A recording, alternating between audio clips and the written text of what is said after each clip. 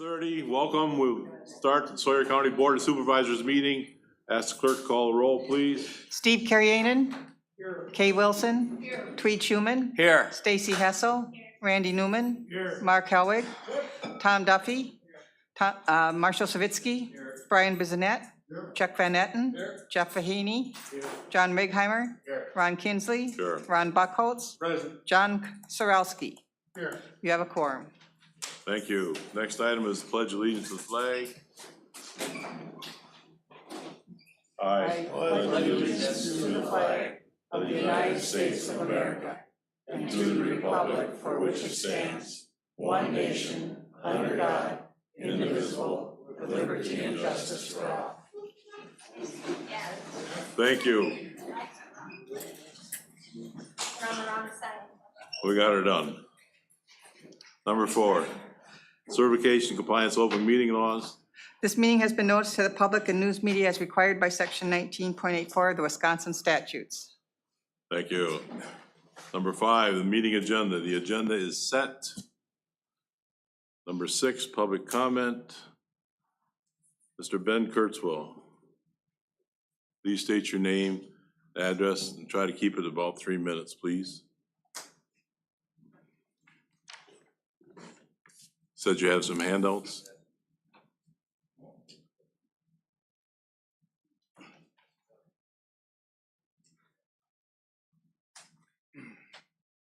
Thank you. Benjamin Kurtzweil, 16040W West Lane.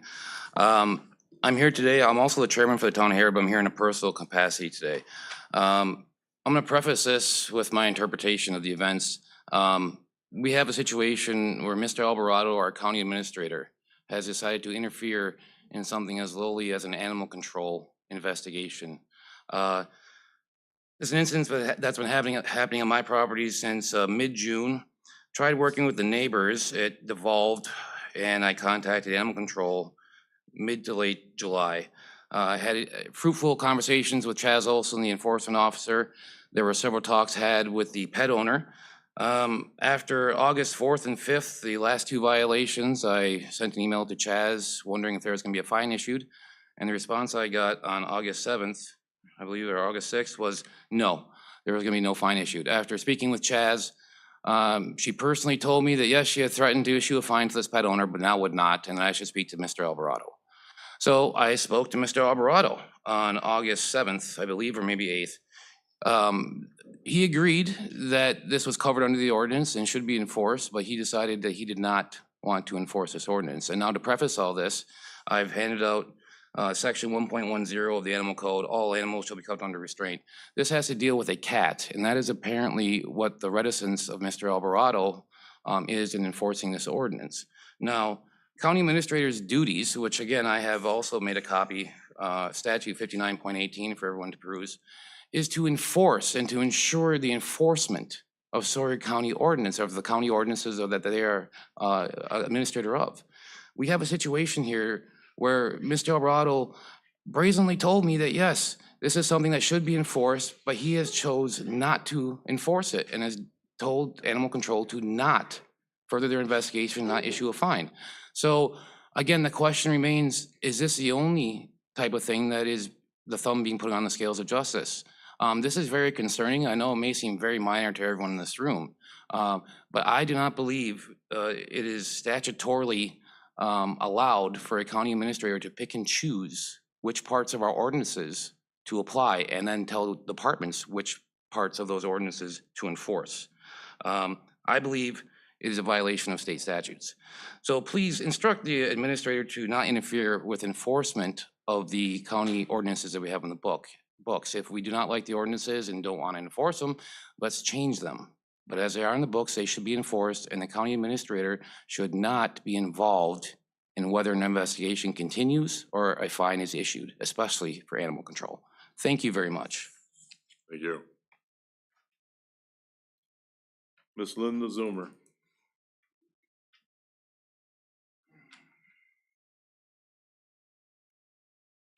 Linda Zilmer, resident of the Village of Birchwood, Edgewater property owner.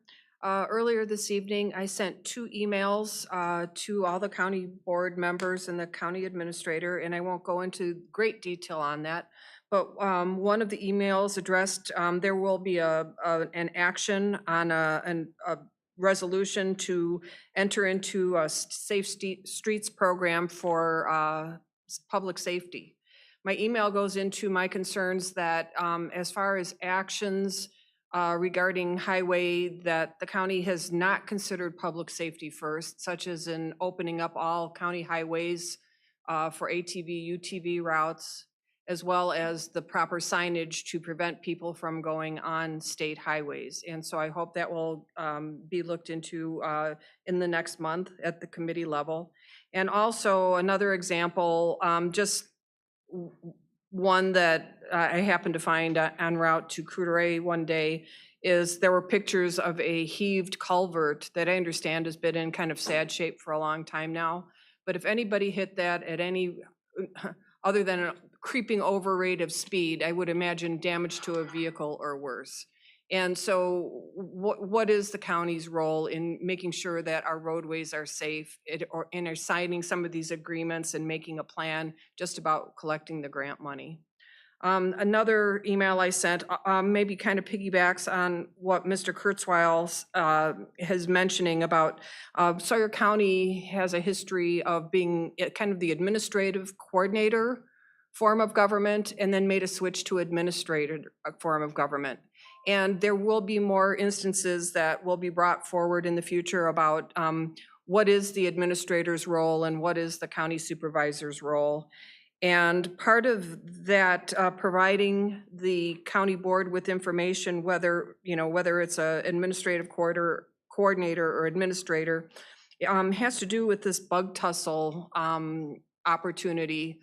And I think there's a lot of information that has not come forward yet, despite the additional 400 pages that are in the packet, just about the ongoing cost of if bug tussle were engaged. What is the ongoing cost of placement on towers going forward? There's missing pieces of information, as well as not addressing how this fits into the total plan for the county for broadband, which I don't think anyone's seen. Thank you. Thank you. Does anybody else in the audience care to address the board?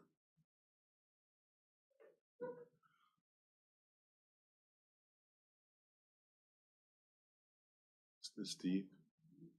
Is he on? Steve? Go ahead, please. Please state your name and address.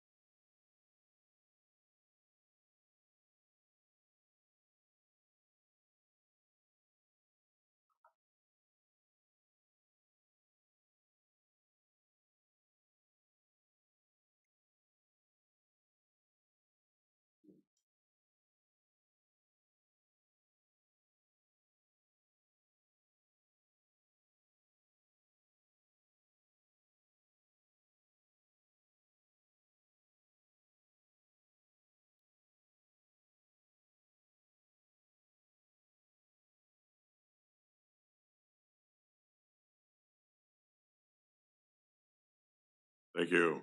Anybody else online? Number 7, consider approval of the minutes of the previous meeting of July 18th. Motion by Mr. Duffy, second by Ms. Hessel to approve as presented. Any discussion? Hearing none, all in favor of the motion? Aye. Opposed? Motion carries. Number 8 is Indian Head Community Action Agency presentation. They're not with us tonight. We move forward to number 9. Zoning Committee Chair, Mr. Buckles. All right, thank you, Mr. Chairman. I'll also be doing Jay's report tonight because he's under the weather, so he's not able to do it. But we had our zoning committee held its monthly public hearing tomorrow at 8:30. And last month's meeting, the committee heard and approved 2 conditional use permits. There were also 2 cases that were withdrawn and approved by the committee, and the second rezone case, which will be heard next. The zoning department remains extremely busy with land use permits. Numbers now are up over 30 over the same time last year, and it's the committee's intention to start looking at additional ordinances amendments as the construction season starts to slow down and over the next several months. So that part ends my report for that. So you want me to go on to the next one? Yeah, go on letter B, please. Okay, all right, now letter B, the zone district map amendment for rezone number 24-009. David Fruen requests to rezone approximately 2.1 acres from residential recreational 1 to commercial 1. The purpose of this rezone is in order to build an auto and marine detailing shop with living quarters. This would be permitted under the commercial 1 district. The property is located near the Big Fish Golf Course, and the surrounding property to the north and south and west is currently zoned RR1. With property to the east across Sheptick's Lane is zoned C1. This would not be viewed as spot zoning. There are several other commercial uses in that area. The future land map use for the town of Hayward shows that this area, rural transitional, an RT is defined by the town of Hayward. Comprehensive are to identify certain lands to proximity to develop areas to preserve mainly forest and open spaces. Uses such as the time and more intensive development may be appropriate. The RT future land use includes C1, and the town does not require an amendment to the comp plan. There were 7 additional notifications letters set out. The property owners within 100 feet and 0 comments were returned. The town of Hayward approved this rezone request on July 9th, 2024, and the zoning committee approved at a public hearing on July 19th, recommended for approval by a vote of 5-0, and the finding of facts included in Jay's staff report. So, Mr. Schuman. Mr. Chairman, I'll make a motion to approve rezone 24-009 as presented by our zoning chair. Thank you, Ms. Hessel. I'll second that. So we have a motion by Mr. Truman, second by Ms. Hessel to approve. Any discussion? Hearing none, all in favor of the motion? Aye. Opposed? motion. Motion carries. Okay, thank you. Letter C. All right, letter C, zone district map amendment for rezone number 24-010, John Bad, I don't know how to pronounce that name. Badagliaco, request to rezone approximately 3.25 acres of agricultural 2 to A2 and approximately 1.44 acres from residential recreational and RR1 to a total of 4.69 acres to residential recreational 2 RR2. The town of Hunter, the purpose is a request approximately 3.25 across both existing parcels and approximately 1.44 acres from RR1 for a total of 4.69 acres. Acres all to RR2. With the approval of the rezone, this would result in the new lot which has preliminary survey map that has been conducted, in which the total 12.2 acres of RR2. The intent of the rezone request would be for expansion of an existing campground. A conditional use permit, that's CUP number 24-014, was also approved in conjunction with this case and would approve 57 total sites, increase 17 additional sites with the approval of the proposed rezone. The town of Hunter, part of the land use maps included with this town comprehensive plan, shows a portion of this rezone area with the resort recreational future land use of this portion within rural residential. The resort recreational area would be in line with the proposed campground expansion and request within the RR2 zone district. The comp plan goes farther on the state when whether these areas should be rezoned, and it should be made upon mutually agreed decision between the town of Hunter and the Sawyer County Zoning Committee. There were 17 additional notification letters sent out to property owners within 300 feet. 0 were returned. The town of Hunter approved this rezone on July 10th, and the Sawyer County Zoning Committee at a public hearing on July 19th recommended for approval 5-0 with the finding of facts included in Jay's staff report.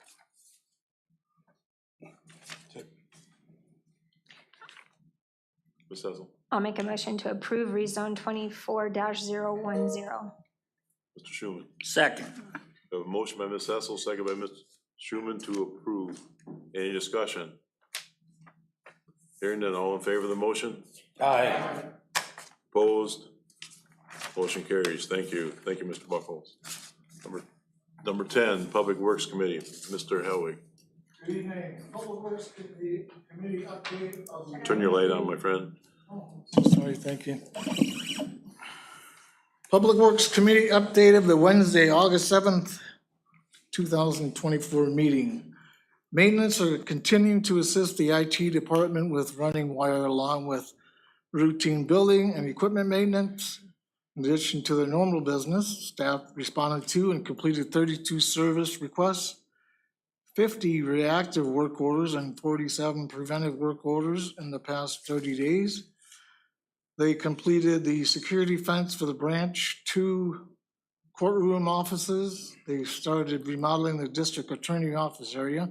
So far, they have installed a bulletproof resistant transaction window in the office wall bordering the public hallway. They built a new workstation, installed a knee wall in the surveying office. The barefoot painters have been on site painting the outside of the courthouse. If things went well as planned, the building should be completed.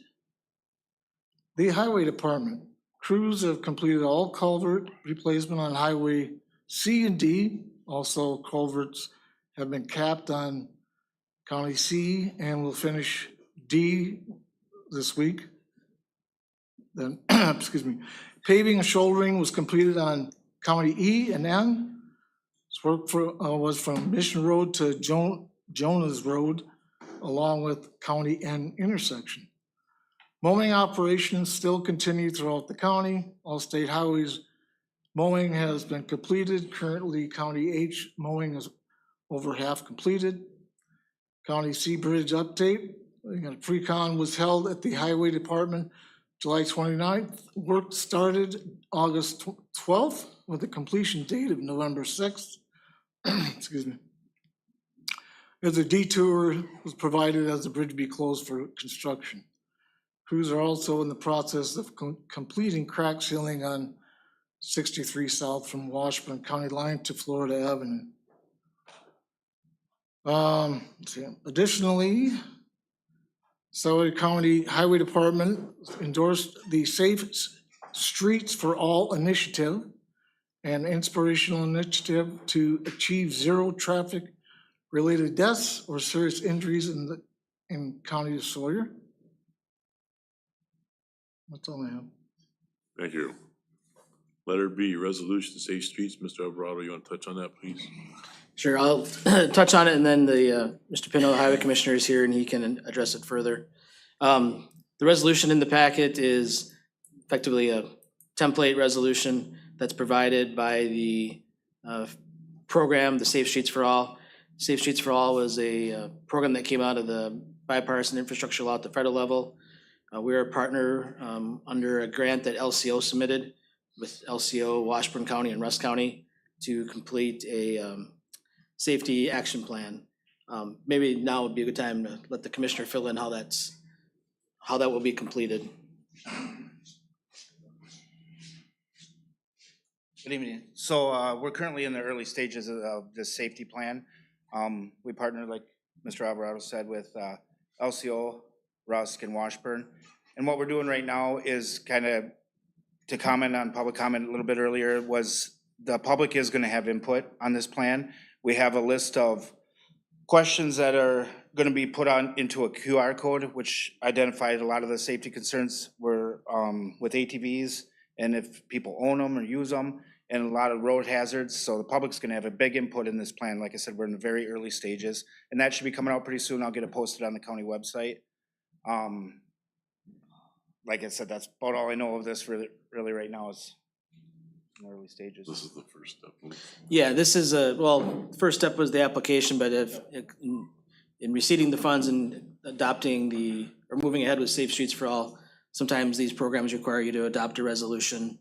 So to continue forward. Ultimately, we hope that being a part of the safety action plan opens the door for more funding in the future. It will open us up to a bunch of different safety funding once this plan's completed. I'm just curious, how do you plan on getting it out, the information or the survey out to the public? So it's gonna be put on a QR code, kind of like if you've seen around the area, how the ATV Alliance had that survey on the QR code, so I'll have it posted on the county website also. And through our public meetings, people hear about it and they'll be able to go on the QR code, scan it. It'll have a whole list of questions that we've reviewed this week, and they can put all their input in. And then also there's a spot where they can put all their safety concerns within the county. So electronically comes, and it all gets put into one big plan, so. Ms. Hessel. So I think our constituents and, property owners here understand the safety concerns, but could I encourage you to work with Hayward Lakes and the Chamber to make sure that people coming in to visit our area also would respect our safe roads? Okay, thank you. Do you have a timeline for the safety action plan? Yes, right now, I believe Coleman is gonna be in our county, well, they were in our county. I can't remember the exact end date, but it's gonna be towards the end of the year. So I can get back to you on that. Okay. So what we're asking for is a resolution to move forward with this. I make a motion to approve the resolution. I lost it. That resolution. Sorry. So we have a motion. I'll second that if it's, Thank you. We we're have a talking about motion by same Mr. resolution here. We have a motion by Mr. Helwig, second by Mr. Schuman to approve. Any other discussion, questions? Hearing none, all in favor of the motion? Aye. Opposed? Motion carries. Thank you. Thank you, Mr. Helwig. Thank you, Mr. Commissioner. Number 11, Public Safety Committee, Mr. Buckles. All right, thank you, Mr. Chairman. The Public Safety Committee meeting met on August 1st, 2024.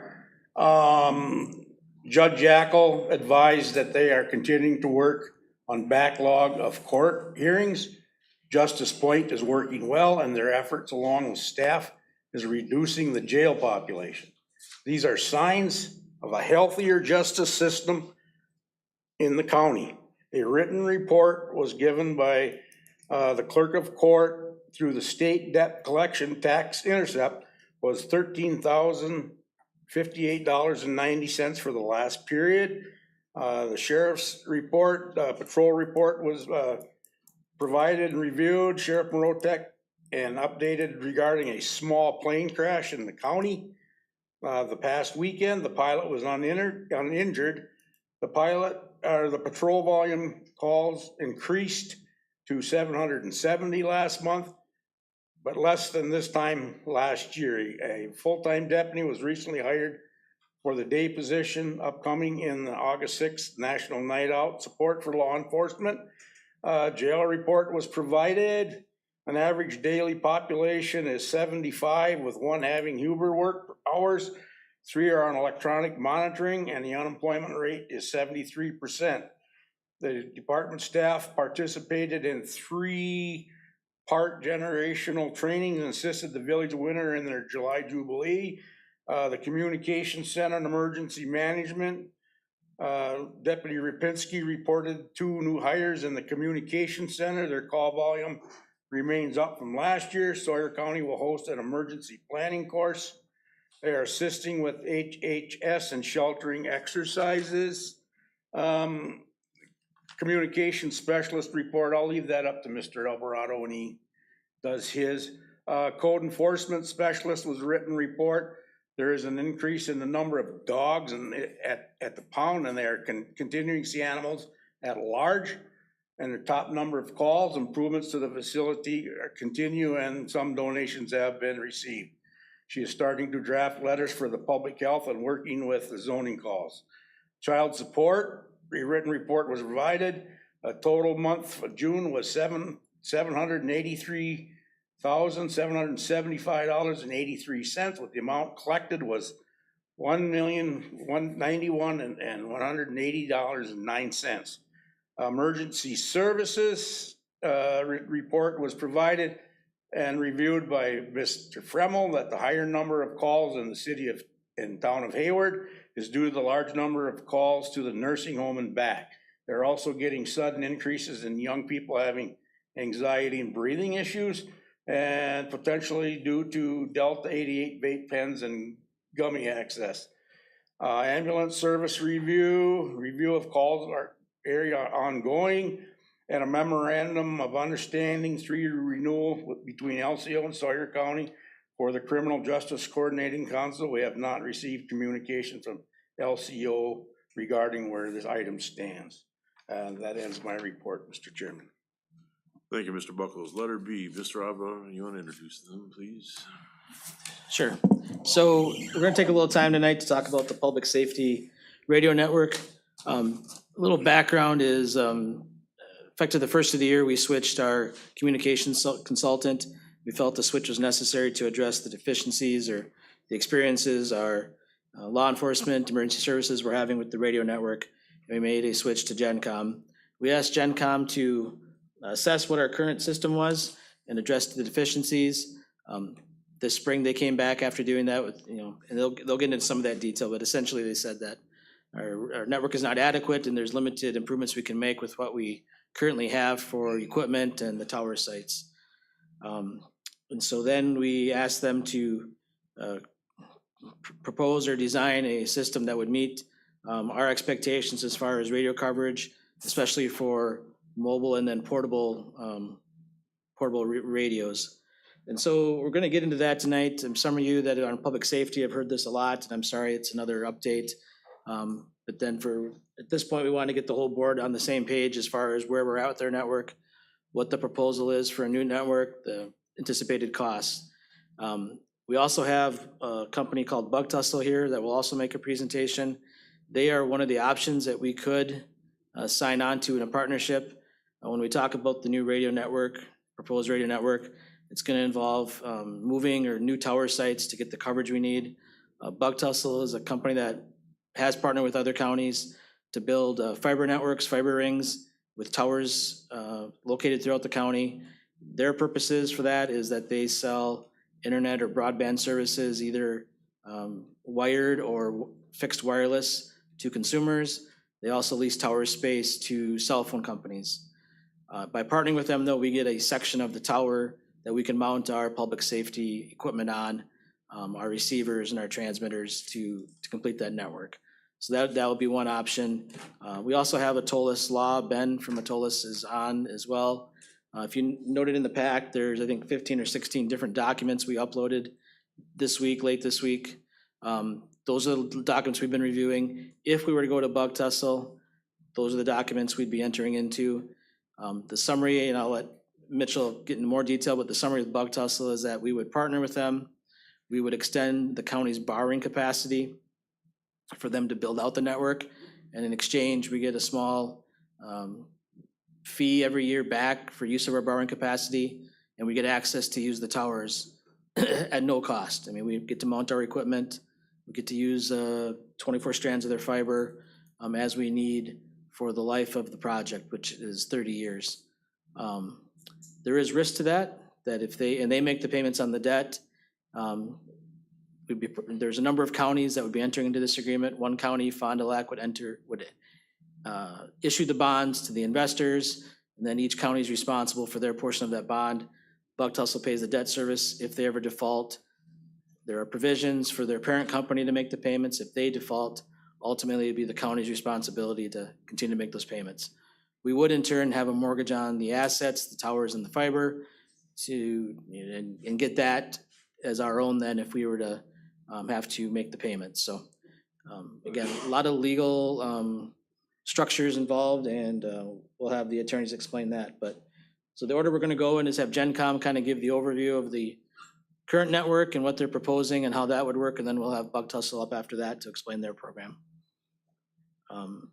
Just as far as any actions tonight, not looking for any actions tonight except maybe one if the board wants. The only thing I could see you having any action on, and there is a room for a possible action on the agenda, would be just strictly on pursuing a new public safety radio network.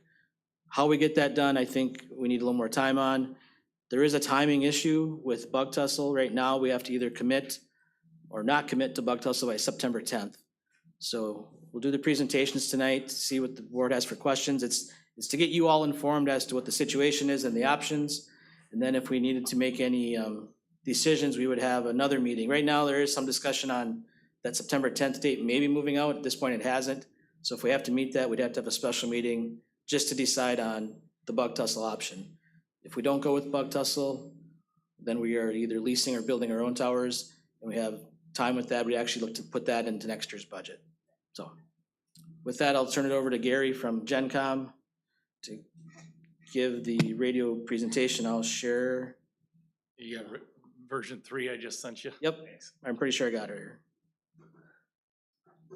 Okay, hi, I'm Gary Pelletier with General Communications, GenCom. We were asked to bid on a project last year to do the radio system, not only maintain the current system, but also recommend improvements, which we did that last year. So just a little background, we do have 5 locations throughout Wisconsin, 80+ employees. We've been in business for 50 years, and we're actually doing quite a few projects in this area right now, and I'll get into that in a second. And there's our Eau Claire office. That would be the one that normally serves or does serve this area. We also support it out of other locations with engineering support. Continue. So here's your current system now. The green lines represent a microwave backbone that you have that connects these towers. You currently have something on the water tower here in Hayward, as well as a tower out of town. And then Moose Lake is on a fire tower. And then there's one out by Winter on the water tower, and then a Meteor. And Pipestone, I believe, is there equipment in Pipestone, or is that just, okay. And then we also have Pipestone. But as you can see, when we get up to the next slides, the coverage is good for mobiles, but not so good on portables, if we can continue.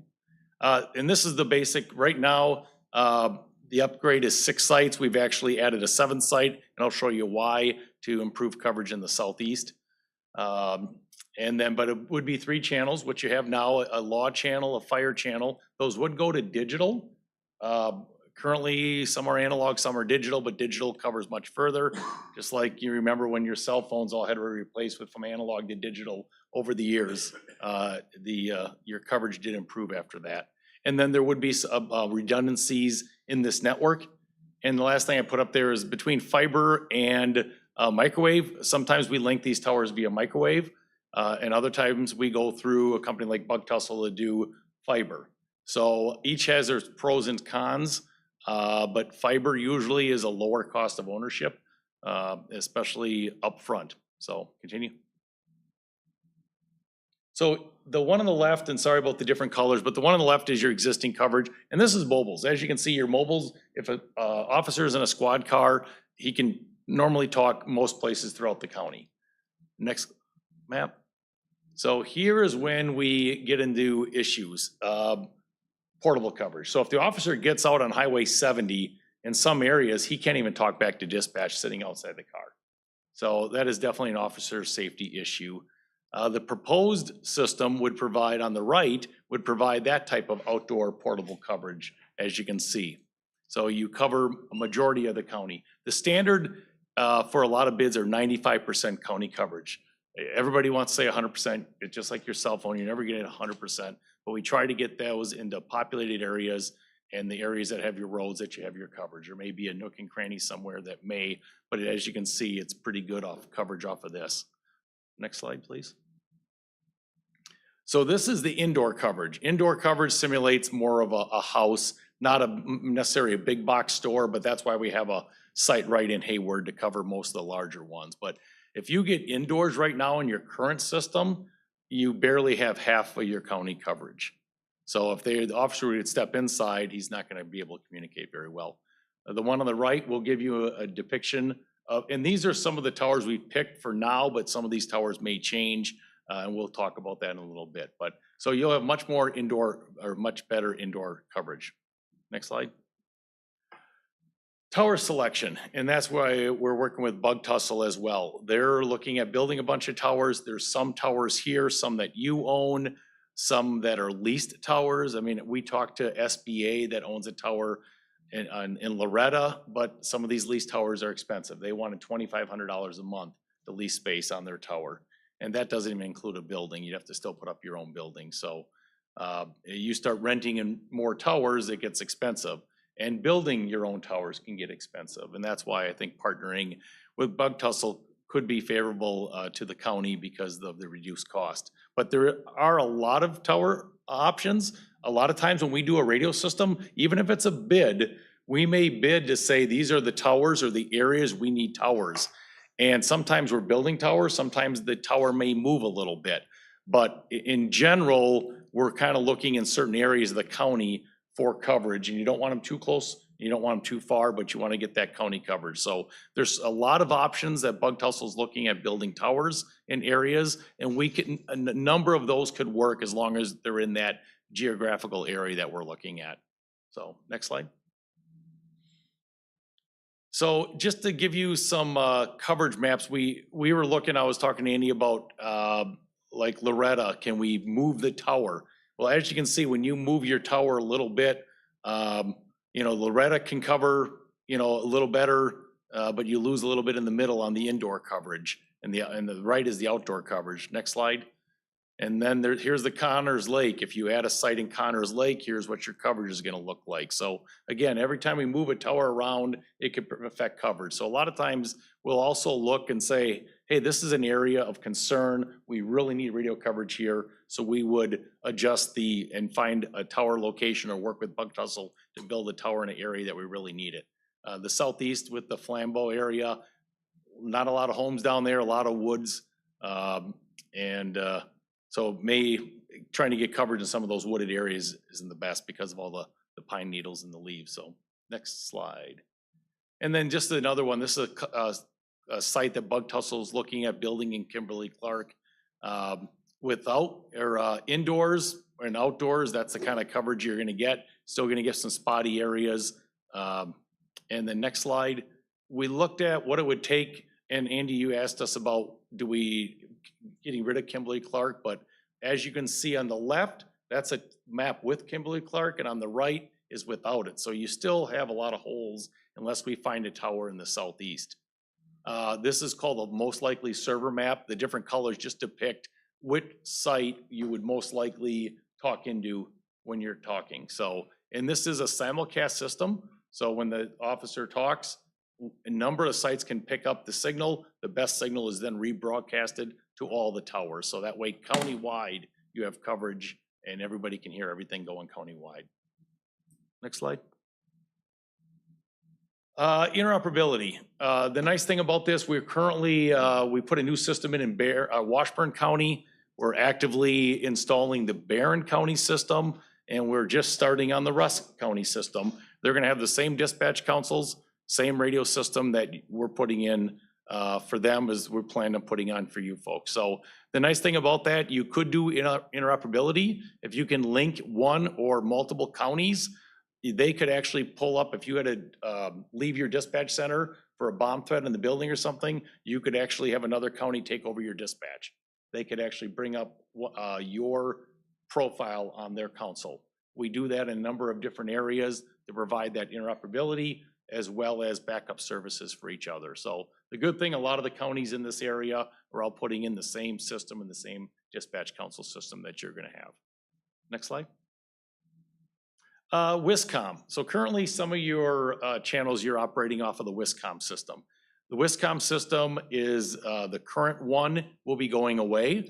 L3 Harris, which we're actually a radio vendor for as well, won the statewide contract to put in a new radio system. Some of you may saw that in the news. Harris would like to be very aggressive on putting in this new radio system, but it took the state a year just to get the contract signed, so I don't know how quick they're gonna act on this and when they're gonna get to this region. Right now, out of the 6 regions, this is the last region they're looking at adding that system to. So it may be a while. There are options that they could come up here and do this county before some of the other counties in the region. So that's always an option depending on how much you kick and scream and ask for them. So project manager actually lives in Menominee, not too far away, that'll be running this project. So Southeast is the first area that Wiscom's gonna go. The other thing with Wiscom, it's going to a different frequency band. Currently, everything you have is on VHF radio channels, which is around 150 megahertz. Now the new system will be 800 megahertz. One thing about 800 meg, and the higher you go in frequency, the less coverage you're gonna get off of the same tower. So, nice thing about VHF, it covers really good outdoors, and it covers a lot further than 800. 800 penetrates buildings better. So most people, I think north of probably, or at least the Northwest, almost everybody's VHF right now. And nobody has gone to 700 meg, so, or 800 meg. So some, there would be a replacement. You'd have to buy new radios to go on to Wiscom as well. The county would have to fund pretty much all the radios if they were gonna use that full time. I know the state is looking at doing a cost sharing grant to help fund some of that. But they are planning, it's hard to see, but those little green dots are sites that the state is looking at adding sites. I believe the one in the southeast is at the correctional facility down there, and that's probably only to serve that. They are looking at a site in Loretta, and I think they're talking to maybe SBA about leasing that site, but that's gonna take a while before they build something like that. So Wiscom will be coming, they're gonna go statewide. It's not gonna provide 100% coverage everywhere, and this map kind of depicts your outdoor portable coverage. You can see a lot of white spots here and there that it may not work. So putting in your own system and still maybe using Wiscom as a mutual aid backup. And I think some of the departments, who uses Wiscom now in the county full-time? Fire. Yeah. Highway. Yeah, so there are some that use that full-time, and I think highway still may do it. I think that grant that the state's looking at doing is an 80-20 match. But again, how soon are they gonna get up in this area? Could be another 5+ years. So, and right now with your coverage issues, definitely a officer safety issue. Next slide. Here's kind of a price summary, and the one on the left, what you can read, that's the summary of what's on the right. But basically, the radio system itself is just shy of $1 million, a little over 900,000 for the backbone of the radio system. I've got some pricing on microwave because at one time we looked at connecting all your towers via microwave. But if you go to a bug tussle tower, you'll be able to use fiber from them, and then that would save the $400-some thousand on a microwave system. We may have to add some microwave, but we're hoping that we can do fiber everywhere. That's what we're doing in Barron County.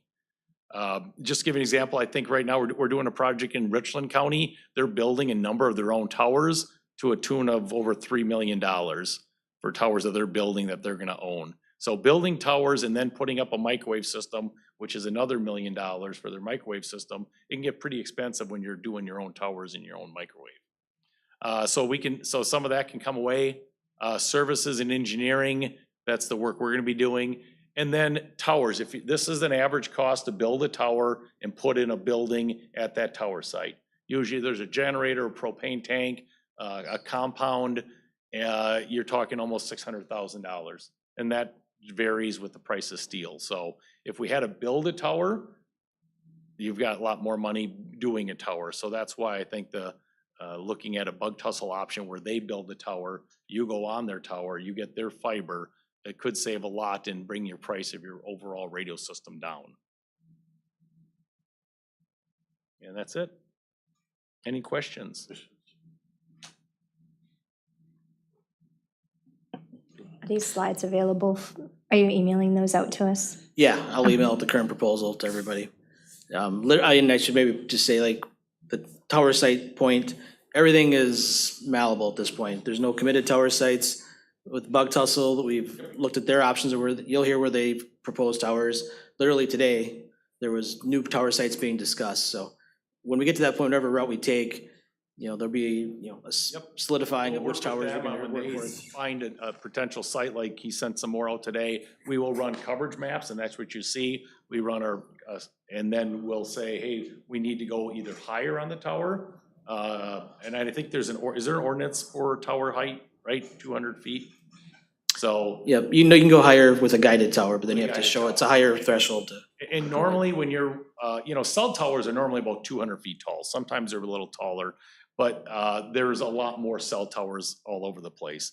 But on a radio system like that, going below 200 feet on a radio tower doesn't work that well. And that's part of the problem with your current system. You're on water towers, you're on shorter towers.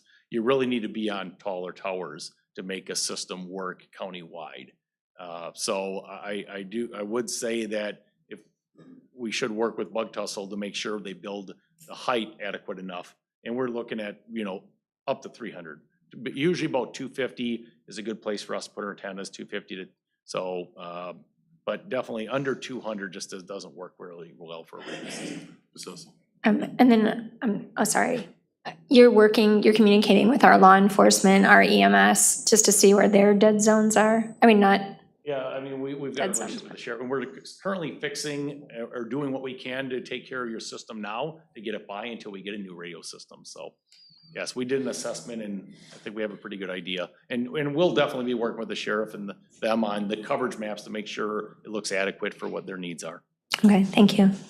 Mr. Elway. If we go the Bug Tussle way, are they gonna be putting up cell towers? And also, will they be putting out any more, the fiber, will that help out in internet I'll for let areas? Mitchell here from Bug Tussle, so he can Oh, okay. answer that question when we get up here. Sorry. Okay? Thank you. I'm just setting him up right now. So, I did Chairman, I ask got the a sheriff to question. be here if he had any questions on coverage for him. Andy, how would we pay for this? And do you have a plan to put this in our 25 budget? Or are there any grants, like public safety grants out there that could help pay for this?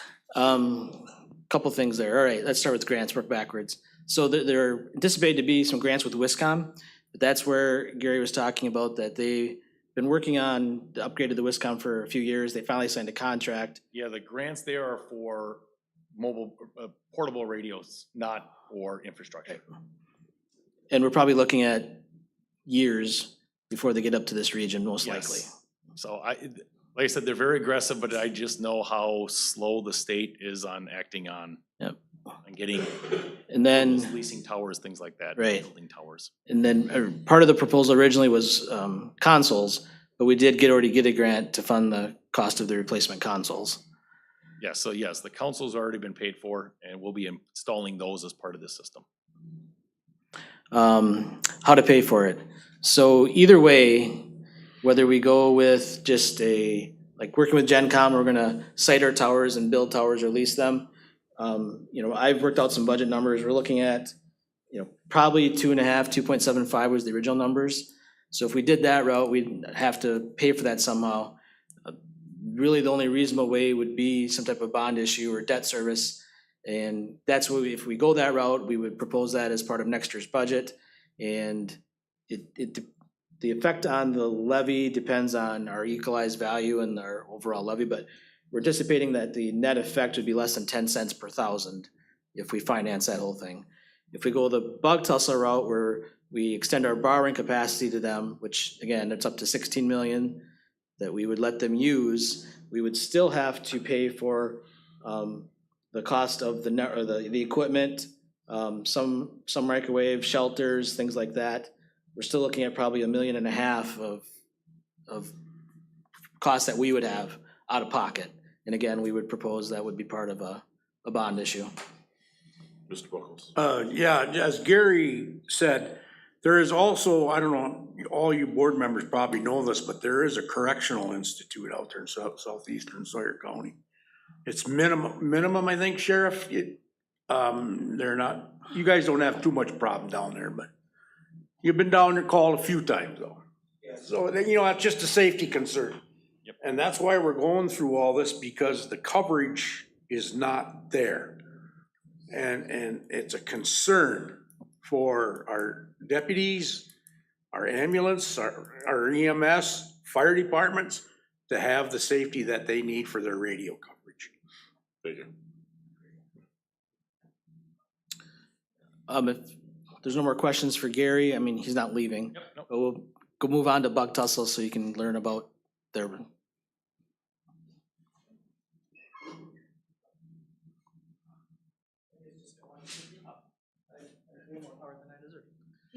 Right, two things from the top. For one, I'll build a tower any place that you want me to build a tower. So when we're talking about the locations that we have here, this is just kind of our swag, talking with GEMCON, talking with Andy, talking about what the needs are in Sawyer County, evaluating what the needs are on the cellular side, what the needs are on the residential broadband side.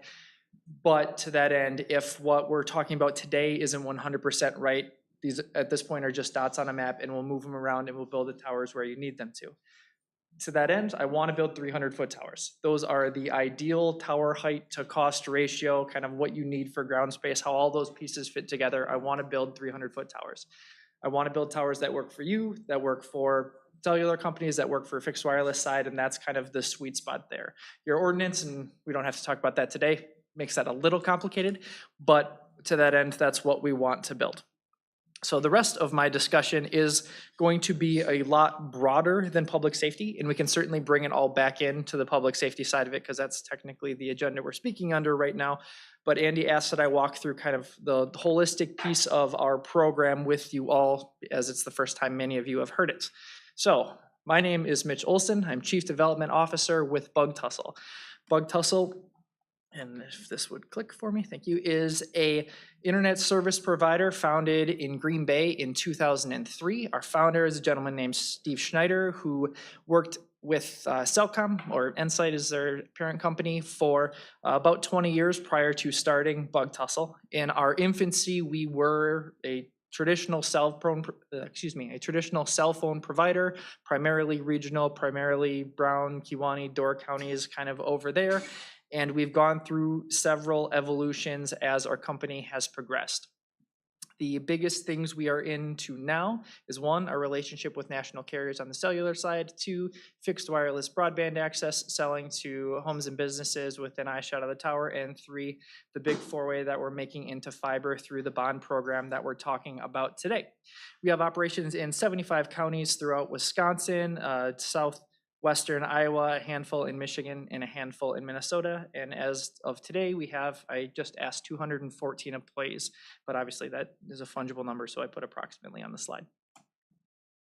So the program we're talking about today is a bond issuance. We call this iteration of our bond program the Road to Digital Equality, which is an acronym for Rural Open Access Design. The first time we went through a program like this was in a partnership again with Fond du Lac County in 2012, where we issued $5.4 million for projects in Fond du Lac and Adams County to build a total of 18 tower sites. Those bonds have come and gone. That program has completely been settled. The bonds are squared away, but then COVID came. And with COVID brought a new heightened access on rural connectivity, both cellular and broadband. And we re-engaged with Fond du Lac County to talk about what needs to continue into the future for broadband deployment throughout the rural spaces in Wisconsin. We developed the Road to Digital Equality and have been working through that program every year since. In 2021, we issued bonds for projects in 5 counties totaling $70 million. In 2022, another 7 counties for 92.9. In 2003, another $58 million in 3 counties. And currently, there are 10 counties, of which Sawyer is one, that have passed their initial resolution to participate in this issuance. So in the event everyone that passed their initial passes their final, we will have another $109 million of rural connectivity projects to do for the next handful of years. As you'll see on the map, there's a couple of different categories that have the counties broken down into.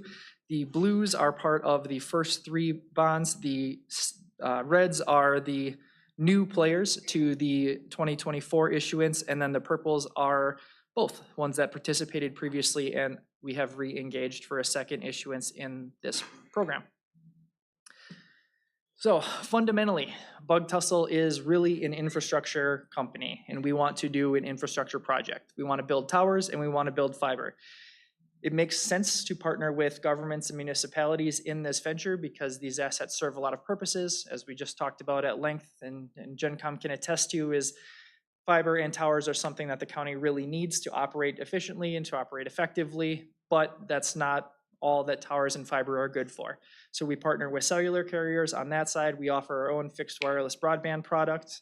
On fiber, we offer transport, which is industry talk for how different networks talk to each other. Enterprise for larger scale businesses and hospitals that have a little different need than the residential consumer. And then obviously residential last mile fiber for people at their home. So for the county, as has been talked about a little bit, is we're offering tower co-location, so no rent associated with those tower sites. So when you're looking for where you need towers for your radio network, we'll build them there and you can have the space on it as a benefit to participation in the program. Same with the fiber. We have a preliminary route spliced out, but in the event that's not exactly what works, we can tweak that as well. And then also there is a cash payment made to Sawyer County throughout the program. So over the lifetime of the bonds, we will cut checks to Sawyer County for about $1.2 million. It's granted, it's a long term, it's a 30-year bond, so those $1.2 million payments average out to about $50,000 or $60,000 a year, but it's in a literal sense budget positive for you guys because it doesn't cost you anything. From the constituency of you all, from the people of Sawyer County, there are really 5 things that we bring to the residents. Is the fixed wireless product, which is a good, short term is probably a little too critical, but it's a good immediate solution for broadband connectivity for people in the space. The fiber is significantly more expensive on a per household basis and takes a lot longer to deploy than a fixed wireless equipment. So once you construct a tower and install a broadband equipment, you're serving a roughly 75 square mile area on the flip of a switch. So that is kind of a short-term look and a short-term band-aid on the broadband problem that many people are experiencing in the rural space. Additionally, we're building the fiber, which is going to connect the tower sites and other unconnected areas, which is obviously a very critical part to continuing your development and continuing future fiber deployment is you need connectivity from somewhere because at the end of the day, that's really what the internet is. Point 3, last mile connection. So that's actually the home and businesses along our fiber route that we are connecting. So the end user product for the consumer. Cellular expansion, our primary partner in the cellular space is AT&T. We operate about 500 sites for AT&T throughout Wisconsin and Iowa, and our program with them is growing and by all accounts will include the tower sites we're talking about today in Sawyer County. And then community education. We have a civil service program, for lack of a better term, called Bug Tussle University that runs courses in tech literacy and courses from complex stuff like artificial intelligence and automation, but we get a lot better attendance at the basic stuff, helping typically seniors utilize their phone and internet because they weren't around to learn it when it came out. So the project I have laid out for you is broken down into a couple of different budgetary piles here. So I have the towers and wireless piece, which is, as we propose, constructing 4 tower sites. We have a heavy focus on the eastern half of the county, as the western half of the county is a little bit better situated than the eastern half as we sit today. But again, these are subject to change based on the county's needs. In addition to constructing the 4 blue diamonds that you see there, we have an existing site along County Highway B that we call New Post, but it's actually quite a bit north of New Post that we would put broadband equipment on as well. It's currently a Verizon tower, and hopefully we get AT&T to move on it as well, but we would add broadband equipment there for residential users. On the fiber side, the blue line you see is 114.7 miles and costs about $9.2 million to put in. Fiber is a very expensive undertaking, which is primarily why we're here and why we're talking about a 30-year bond issuance. I'll get more into the finances later, but it's very expensive to do. So we'll connect the tower sites that are along that route, and we might move a line or two here and there, depending on where the tower sites finally end up.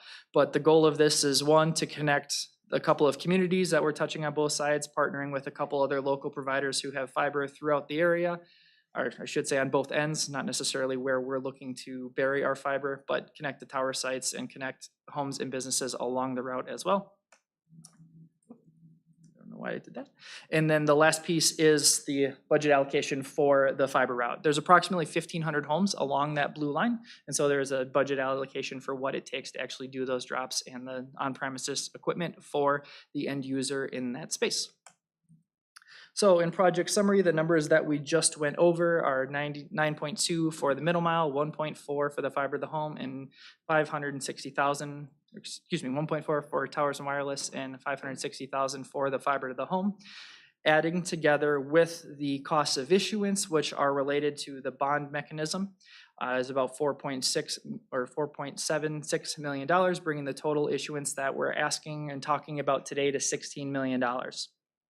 Obviously, $16 million is a very different number than you just heard from GenCom, but the primary difference between what GenCom is talking about, exclusively the radio side, and we're talking about making a $10 million investment on the fiber side. So through this program, as Andy mentioned, is we partner with counties throughout Wisconsin to utilize the county's borrowing capacity, to utilize the county's faith and credit, because it significantly improves the financing terms that we can go out and raise project capital to do something like this. In the event we're to try to ask a bank to say, hey, give me $10 million to build a fiber route in Sawyer County, they're probably going to say no, because not enough people live in Sawyer County, but for two, it's going to be at more than twice the interest rate we can get through this program, and it's going to be on a much shorter term. All of that goes into mean that it's just not something that's cost effective for anyone to do, and at the end of the day, that's why no one's done it yet. But through a program like this, through a 30-year amortization on the repayment, through a better interest rate, through the county's borrowing capacity, we're able to model the program such that it is cost effective, it is going to generate the revenue to make the payments on it, and it is a worthwhile endeavor for us to undertake. So really, I'm here because I want to expand my infrastructure into Sawyer County. It doesn't make sense for me to invest my own money to do that, but it does if we have a program like this where we can partner, raise the capital through the bond, and then go and deploy that network in Sawyer County. As just covering a couple of points that Andy already mentioned, is you do have a collateralized position on the assets. So it's a UCC filing for the fiber and mortgages for the tower sites. But in the event you become responsible for the payments, you do take possession of the assets and we are out of the picture. You also have a guarantee from our parent company, Hilbert Communications. So all of the bonds, in a legal sense, and I apologize, I did go to law school, all of the bonds are issued to a special purpose entity called Bug Tussle II. You have, your relationship is formally with Bug Tussle II, but in the event anything happens to Bug Tussle II, you have the underlying guarantee of our parent company, Hilbert Communications. So really what that translates to is there's no way in which we can take our ball and go home. Everything that we have as a company is connected to this and all of our other county programs. So the only way that this is to fail is if we allow the entire business to fail. You get dark fiber, the 25 strand or 24 strands of the fiber that we're putting in. You get co-location space on the tower sites, and then you also get connectivity for the residents in Sawyer County on the broadband side. Okay, I talked a lot. I usually don't like to present. I just like to answer questions, so apologize if that was fast, but I'm happy to answer any questions that anyone has. Mr. Van I didn't even push the button yet. So in the history that you've been doing this, have you failed? Nope. The only program that we've seen go start to finish is the 2012 bonds, but those have been fully paid for, fully satisfied. Obviously, the 2021 bonds still have 27 years remaining on their term, but no. The biggest thing I can say as a proponent of the unlikelihood of our failure is if you look at what we do as a business and you look at our revenue flows and how everything kind of fits together, there's really three major pieces of what we do. We do the we do the cellular side of things, which makes up about a third of our day-to-day activity. So our relationship with AT&T. We do kind of our own private investment level investments in broadband infrastructure. So moving into the future, it's going to be a lot of fiber deployment that we're funding out of pocket on stuff that makes a lot more sense on paper than doing kind of a rural project like this, overbuilding cities and other things and competing just like you see the rest of the providers do. And then the third instance is stuff like this, is stuff that you have to be creative with, but there's a path forward if you are creative enough on the financing path and it's something that makes sense. So that is to say, if we were to let the bond program fail, it would be letting a third of a business take down the other 2/3. And I don't find that particularly likely.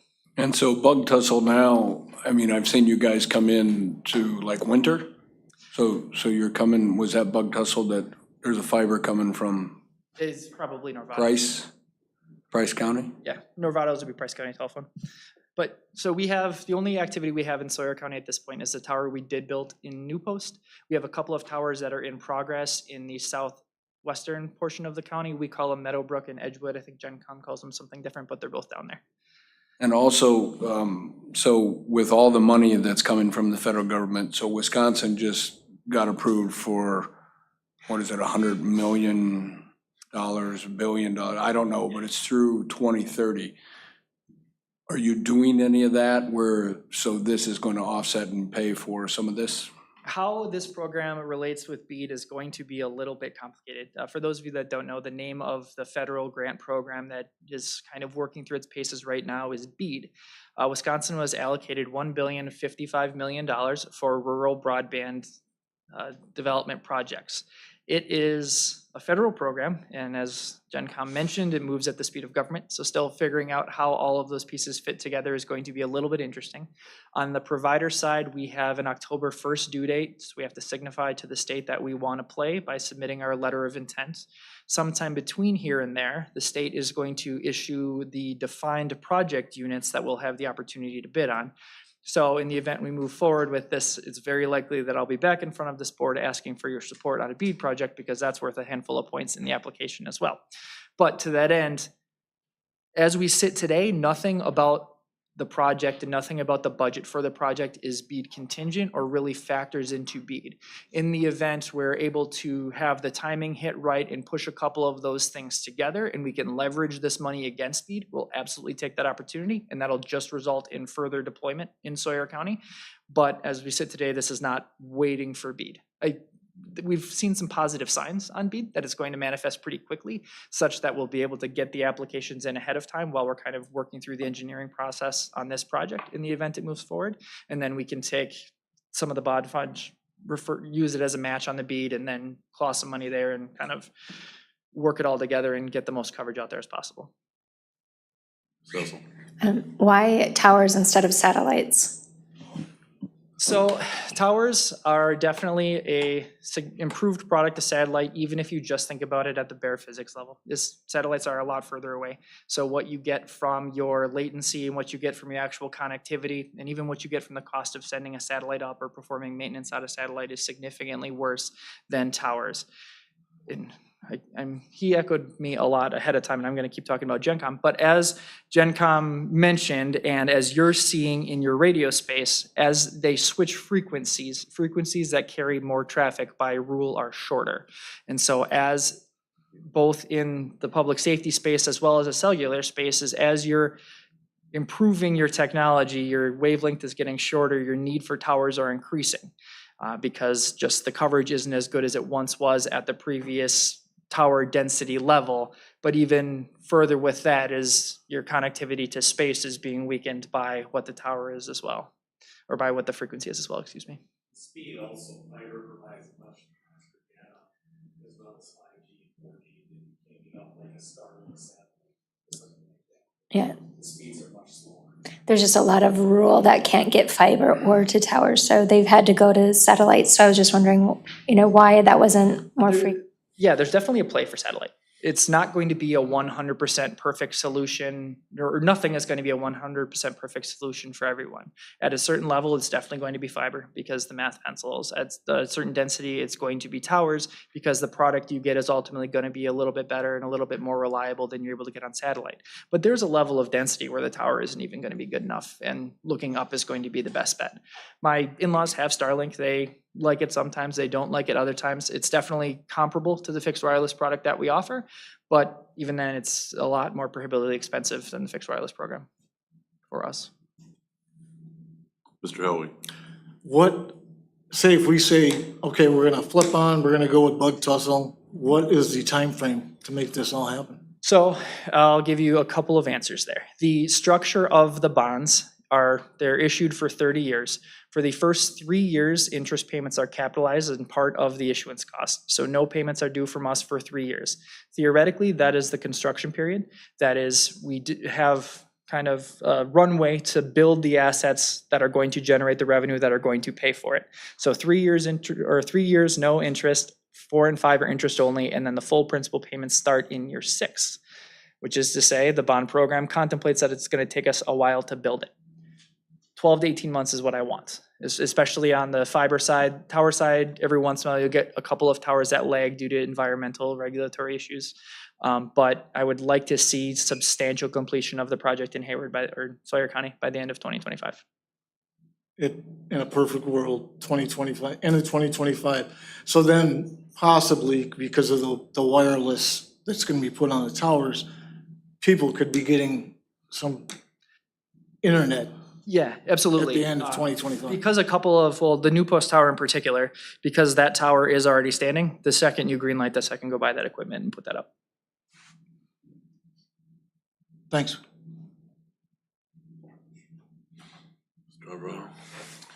Yeah, I guess with some of the questions, I just wanted to add in a few comments. Mr. Van Etten that's a great question, the BEAD. I'm happy you put that together. Specifically, we haven't pushed Mitchell on BEAD because when we started this project, nobody really knew what the BEAD timeline was. What they call volume 2 has been approved, and like he said, providers now have until October 1st to file letters of intent. And I think they're still finalizing the BEAD service locations, what's gonna be eligible. We have a pretty good idea, and actually I'll just say when we first started having Bug Tussle present to the committee, the map you just took down, the fiber ring and the tower locations were actually positioned to target a lot of the unserved locations in the county. Is that the BEAD map? Not quite. So this is There you my internal mapping stuff, and I view unserved and underserved locations a little bit differently than the PSC does. The PSC is still using some level of speed test evaluation, and that doesn't hold a lot of water for me because all you're gonna get is some people that have DSL that technically passes the test but isn't that good. So I took all the data and evaluated it based on what type of service is available to them and sorted it by the number of services that are available to somebody. So you'll see you have Hayward here that has one service provider with either a cable or fiber product, which is that Bevcom, Mosaic? I'm bad at the locals up here. Is Novato in town? Oh, good. Novato. I was just in cable. Anyway, so you have Novato in town and you have some Bevcon, some Mosaic stuff kind of throughout and around the lake areas, but the green dots do not have either a cable or fiber provider. So those were in a large part where we were targeting in conjunction with our work with GenCom, that the focus on the tower side needs to be more on the eastern half of the county. But really, I'm trying to pick up people that do need the connectivity. Selfishly, as a business, I want people that don't have another option so that I don't have to oversell anybody. But to the end user, they also don't have an option and would like one. Question for Andy. Are the townships giving input on where the needs are? Or are they giving dollars? Like Steve's point before, if we don't ask the townships, are we doing our due diligence? Or is this something where it's a positive that the county take it all on ourselves? We haven't asked the town's input necessarily on this project. We've been getting through just people hearing about broadband, some feedback from some of the towns that have shortfalls. or, residents that are calling. I've gotten those calls saying, I live in this area and we don't have it. We want to make sure we're included with Buck Tussle or anything the county does with broadband as they've heard about it. Some of those calls we referred to, like, I would say one area is up in the town of Round Lake. There's a few areas that are very vocal. And so we've lined them up with Novato because not just this project, but with the BEAD dollars, the local providers are going to be probably also submitting applications. So as far as monies, we have not asked for any funds to contribute for broadband. If I can expound on that just a little bit. Real quick, the map that you're seeing up there now is the awarded PSC grants that have been, the grants that have been awarded for Sawyer County. So we don't need to get into which provider is doing that here, but again, further informing where I'm looking to put my fiber. So though there are, and I apologize to the town of Draper, that one's not real.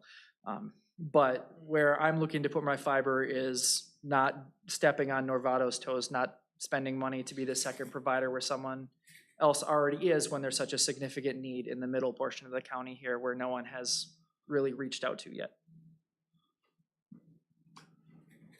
Mr. Bennett. Two last questions. One was why September 10th? Why is this a push? So the biggest reason why this is a push is because we are engaged with 10 counties and there's some level of, we have to put a timeline out there and it has to happen or else it'll get pushed into infinity. The real reason why it's September in a bigger sense is because your county audits come out and the bonds cannot be issued within 30 days of your county audits coming out. So we can't do it in the month of August is what we've learned. And then we want to get them done ahead of your budget season in November because you all have bigger fish to fry in the months of October and November. So September is kind of the sweet spot for when we look to do this. Okay, and this one is back to you, Andy. So if we take on these bonds, we're responsible for 30 years. How long do we get the service? How long does that last? 30 years. So at 30 years, then we have to pay? No, at the end of we'll have access to the towers for 30 years and the bonds will be paid off in 30 years. Right, but then what happens after that? What happens in 30 years? They just shut us off or? At the end of 30 years, we've had a conversation about that, but The answer I always give is the term of the contract is 30 years because that's all our board will let me put in there. Is my commitment to you is your commitment to me. If I'm still here in 30 years and I will not be of retirement age at that point, you can keep it up, but I can't write that down. yeah. Absent that though, if he's not there in 30 years and there's somebody else, I imagine there might be the potential for a lease. Chairman, I got a question for Andy. Andy, how many more years do we have on the debt service for the new courthouse? And can we put these bonds up on top of these? Well, these bonds, this would be a guarantee. Well, there's two things here. One, if we bond for the cost, our expenses, out of pocket, just the 10 cents per thousand I reference is based on a 10-year note. And yes, we would, float them into our existing debt levy. We try to balance that out. I believe we did a 10-year bond for the courthouse as well. So we're on an aggressive timeline. I mean, we could have done longer, but it's, 10 years is relatively short for a building. And 90% sure we did 10 years. But yeah, we could do that on top. Now, what we're talking about with Buck Tussle is not a bond. We're issuing our borrowing capacity. What we're really giving is a 30-year guarantee to those bonds that they're issuing, or Fond du Lac County is issuing. So Fond du Lac County is going to issue $100 million worth of bonds for 10 counties. We get a portion of that. They use our borrowing capacity. We provide a guarantee. If they default, then we're probably issuing bonds to fulfill our guarantee. And then now we're paying debt service. Yes. Yeah, in a very literal sense, is it looks just like a cosign. This might be a good time to bring the attorney on and give you that legal mechanics of how this would work, strictly for the Buck Tussle, because it is, did you call it creative? It's creative. It's not unique though, because it's already been done. But unless we can bring Mitchell back up after you hear about the legal mechanics of how this would work. And then I do have some additional information when we get to the very end. But Ben, are you still hanging on there to give us the, all right. Yep, go ahead.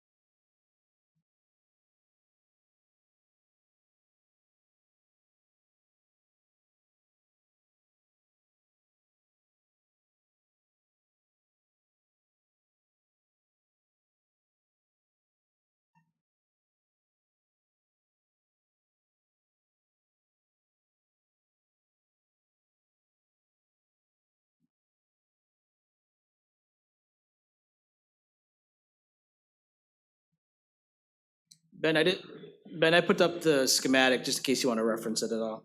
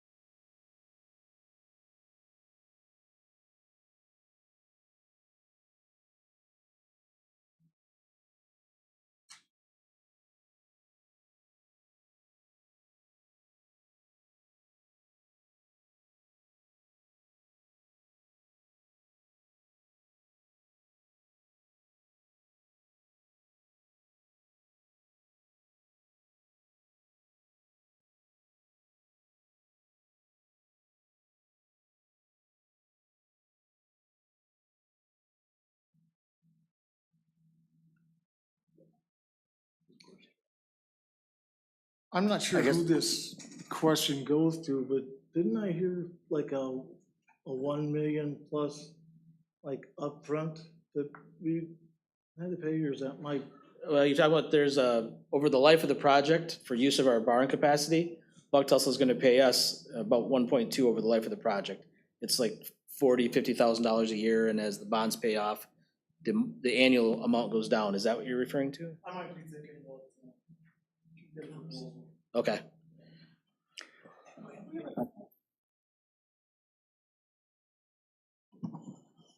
Have we ever thought about using satellites rather than towers? I mean, these towers are expensive. That's what Stacy, yeah. Yeah, and I don't, maybe just to clarify that, I mean, our motivation for looking at this to begin with was the public safety radio network. I don't know that any public safety radio networks are using satellites. That's why there's the tower discussion. How many of these 10 counties have committed already? Or are all of us waiting till September 9? You're all on your own schedule, obviously, based on when your meetings are. And I say that a little tongue in cheek because I think I have 7 meetings next Tuesday. Everybody's a third Tuesday county. So I have, in my line of work, what I call the third Tuesday problem. And I just have a lot of places in Wisconsin to be that day. So the only one that has met and passed the resolution so far is Jefferson, who is a repeat player. They met on Tuesday and passed. So that's the one that we have for sure in the hole. So we're going out the door. Maybe just a couple things on that front. So we've talked about, there's 10 counties. Some of them are looking at re-upping. Jefferson being one, Marathon's re-upping. Is there another? Fond du Lac's, if you count the 2012, it'll be Fond du Lac's fourth. Taylor County's second, Marathon second, Jefferson second, Iowa second, Waushara second. Okay, and so we're looking at that and we're working with a number of those counties. So just to clarify too, Ben Connor, that's on as our counsel for the bond issue or the financial end of it, works for Atolis. Through Buck Tussle, They provide counsel, or they're covering the cost of the counsel working with us. So some are working with Quarles, a handful of us decided to go with Atollas. We're also in discussions with PMA, who's our financial consultant, to help us do a financial analysis of the project and of the company specifically. Because, and I'll speak a little bit, Mike could not be here tonight, he's on the road. Have had a lot of discussions about this, and it's no small thing to use 16 million of our borrowing capacity. Do we have plenty of borrowing capacity? We have plenty. We're not gonna run out of it. But at the end of the day, we're kind of putting our faith in the companies to be able to carry out the project so they can make the payments on the debt service so they don't default.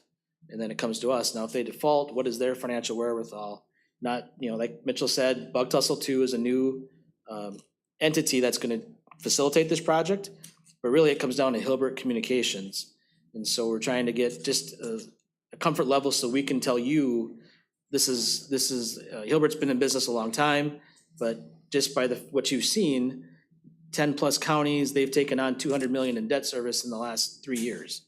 Now, has their assets, has the balance sheet grown on both sides? Yes. But I can't at this point give you a real good financial analysis, again, because like he's pointed out, they're building these networks, they're installing them now from debt service 3 years ago. They aren't all up and running and generating cash flow. They're just, if you look at their financial statements, they look the way you expect them to, where they're making a big investment using the borrowing capacity of the counties, but things aren't cash flowing yet because it takes time to install these networks, towers, and sell the service to the subscribers and get cell phone services to lease the towers. So we're working with those other counties to try to put that information together. And that is part of, I can't give you a recommendation tonight on going ahead, with all the information we have at this point. So we're working on that. There is a lot of, we brought this in for public safety reasons, but there is some upside just in the fiber. If we have 120 miles-ish of fiber networks, that'll benefit consumers. And there's not to say in other counties, these are all business people that it won't benefit our local companies who might go to Bug Tussle and say, look, we want to access your fiber in certain locations. That's a potential, not been discussed, but there's other upsides that could happen as a result of putting this infrastructure in place. But I don't know if Gary, we asked Bug Tussle about the timeline for their purposes. I don't know if we built our own towers, that the timeline's much different to get towers leased or up and running. Approvals needed to do a tower, like years of minimum. So it's very often a year, 2 years, so we're at the same time. You said a perfect tower takes 9 months to build. Takes about 60 to 90 days to get at least 120 to 150 days for regulatory, and then kind of 60 days to construct it. So going back to the safety part of it for the police and EMS and fire department, do you need a motion just to move ahead with that portion of it tonight?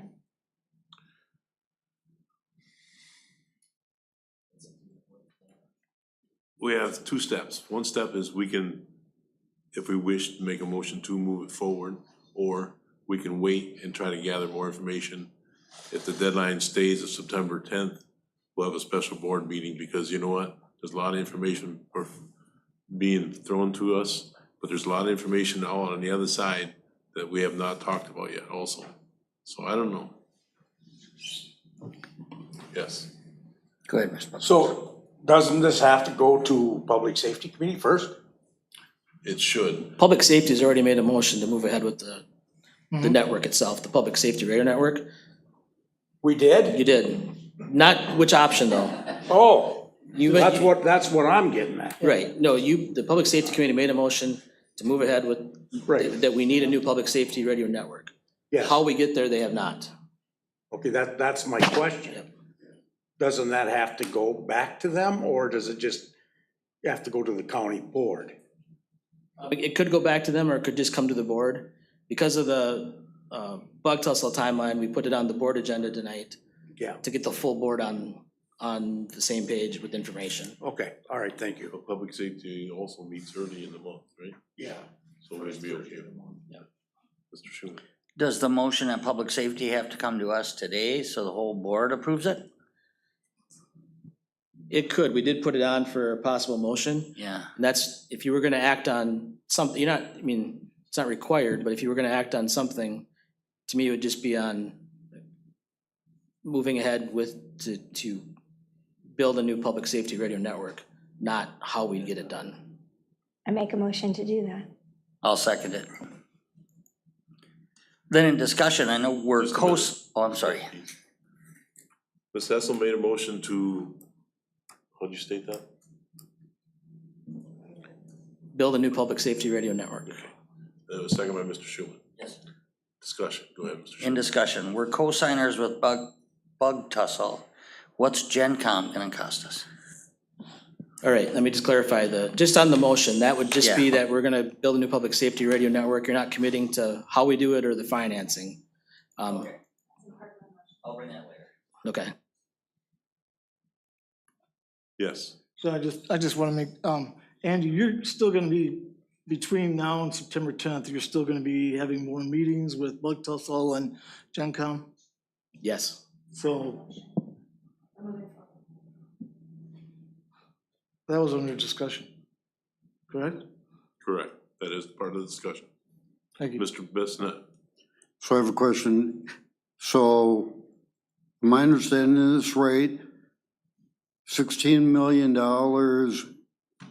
will basically our borrowing capacity of $16 million will be ate up. So what is that, say 2 years down the road, what kind of borrowing capacity do we have left then? That's a good question. We have, I believe we have 250 million of capacity available to us. So we'll, I mean, if we do the 16 plus the 10 we have now, we have 26, we still have over 200 million available. Not that we have to use that, guys, please.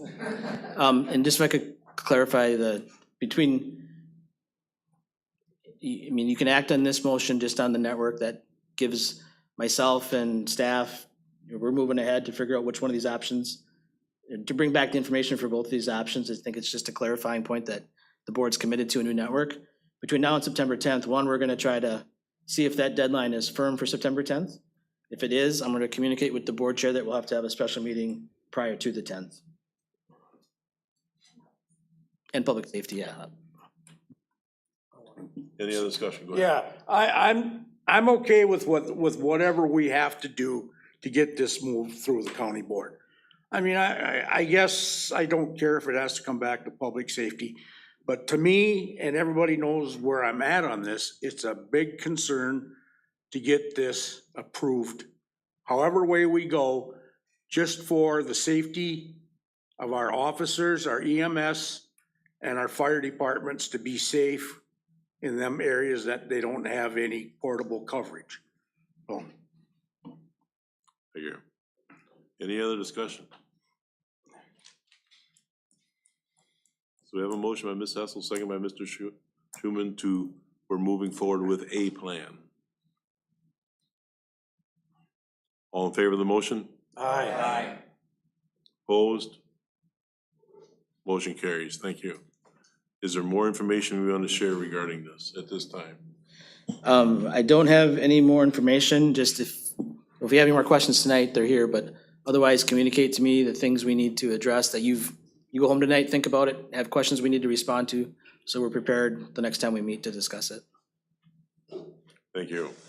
We're gonna move forward. Number 12, land and water, Mr. Swarovski. Thank you, Mr. Chairman. The Land, Water, and Forest Resources Committee met on August 7th at 8:30 a.m. Minutes of the July 10th meeting were approved by Ms. Wilson and seconded by Mr. Newman. A written report was provided detailing activity in the Register of Deeds Department. Mr. Peterson presented a request for Canvas Festival of the Trails Revival event. And motion for approval was made by Ms. Wilson, seconded by Mr. Carriennen. Motion carried with no negative vote. In the Land Records and County Surveyor Department, last month, the department performed general maintenance, and collected GPS coordinates on various corners in the towns of Lenwood, Hayward, Round Lake, and Bass Lake. Mr. DeVries advised that we have recorded a large number of CSMs this year. The LCO Tribal Governing Board has hired a GIS person, and our department is working with them. Sawyer County Forestry Department, Mr. Newman read a report from Ms. LaRue on the motorized trail activity. They report consistent and heavy trail use. In the county forestry report, Mr. Peterson reported on 7 active sales for the month of July, and sale, excuse me, sale now is approximately $4.5 million.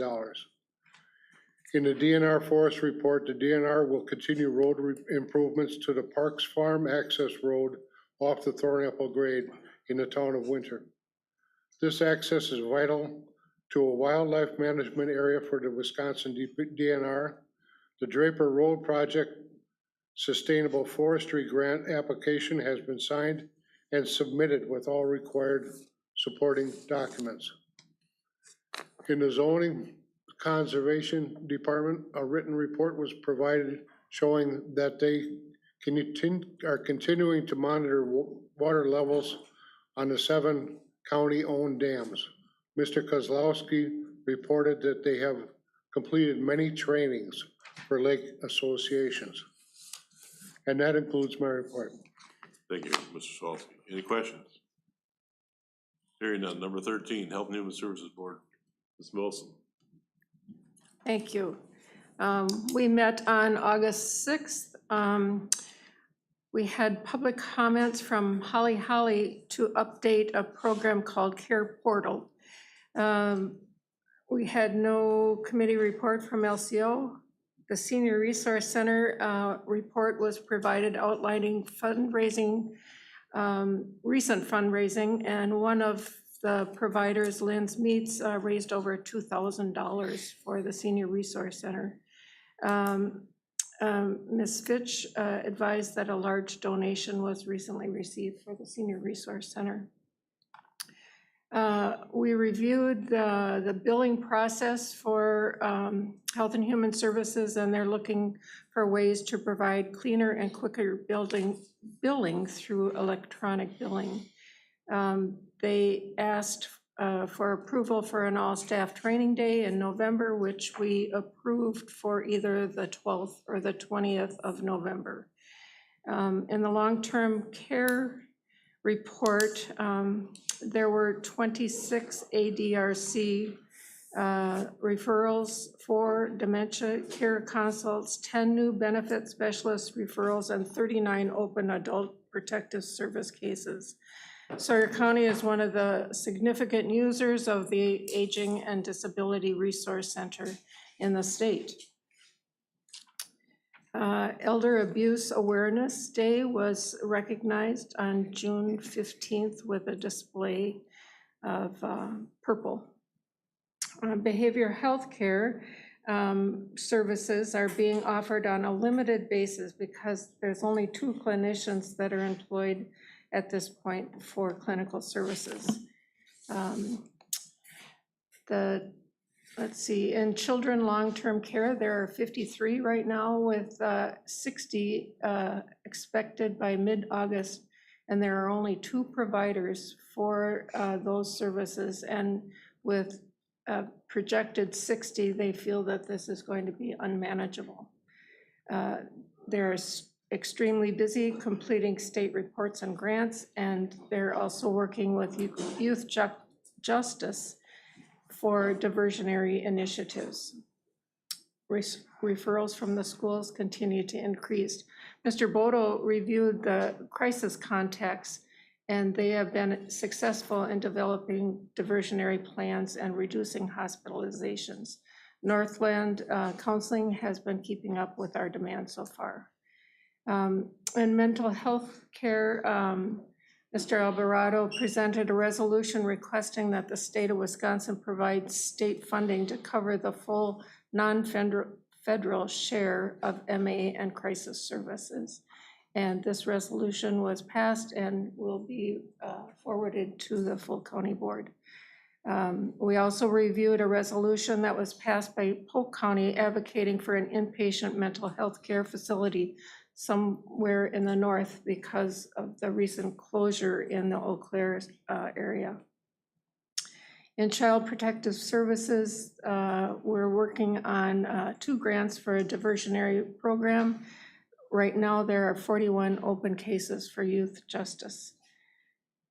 In economic support, there were 1,956 food share recipients last month, and there were 7,589 calls taken by the consortium. The Medicaid purchase plan went into effect August 1st, but there was a communication problem with the state, which resulted in lots of concerns and consumer concerns and an increase in phone calls. Public health, there's an increase in COVID-19, mostly in the ages under 5 and over 65. There was an open house to honor the legacy of Eileen Simak on August 5th, which was well attended, and we were able to observe the new lactation room. Let's see, there were on September 11th, we will be hosting a full-scale sheltering exercise, and the Tourist Rooming House Committee is working to compile recommendations from the last meeting to update the ordinance. So in our future, we are going to work on the resolution, the Polk County resolution, the tourist rooming. We will be having a public hearing for our budget at the next meeting. That's it. Thank you. Any questions? Hearing none, we'll move on to number 14, Finance Committee, Ms. Hess. Oh, I'm sorry. Thank you. Yeah, I read that. I apologize. So letter B, we have a resolution, mental health discussion, possible action. Mr. Schuman. Yes, Mr. Chairman, I'll make a motion that we approve the resolution, mental health resolution, going to the Wisconsin Counties Association, Andy? Correct. I'll make that motion. Second that. Second by Mr. Helwig. So we have a motion by Mr. Schuman, second by Ms. Helwig to approve the resolution. Any discussion? We all have these clickers. Lynn wants to use the clickers. We use. I shut that down because I thought we were going to open it. I did that just to keep you off balance. Are you okay? Yes. So you tell us when we can vote.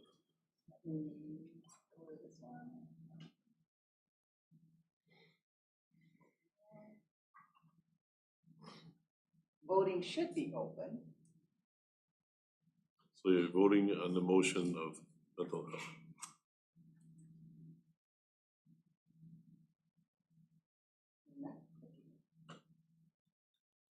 Is it working? Oh, I have to hit the vote button. Okay, so now give it a shot. It's not open.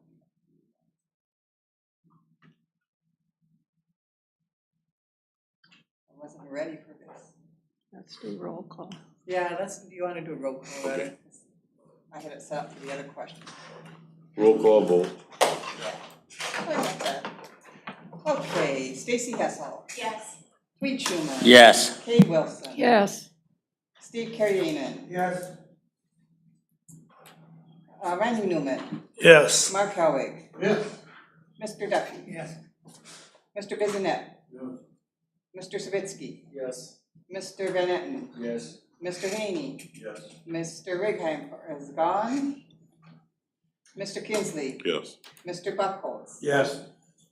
Mr. Sarowski. Yes. Motion carries. Thank you. Sorry for the inconvenience. That's okay. Now we'll move on to number 14, Finance Committee. Ms. Hessel. Okay, Finance Committee met August 8th. The treasurer's report was provided just in the meeting. There was not a formal presentation besides the online. The Finance Department report, sales tax distribution. This July sales tax figure should be high due to high traffic in the area. Budget updates, a written report was provided, and revenue and expenses are both on target. Each year, we are getting closer to actual figures when setting our annual budgets. The 2025 budget general fund entries are completed, and Mr. Markran provided a verbal update on expectations. He anticipates that there will not be many adjustments after it is presented to the committee and board. Capital Improvement Plan update, a total of $61,941.83 was used in July for expenses, including jail cameras, courthouse door controls, and the sheriff video systems. Mr. Alvarado provided a recap of Act 10 as it stands now. A Dane County Circuit Court judge has denied a motion to dismiss and hints at overturning the Act 10 decision. A summary of the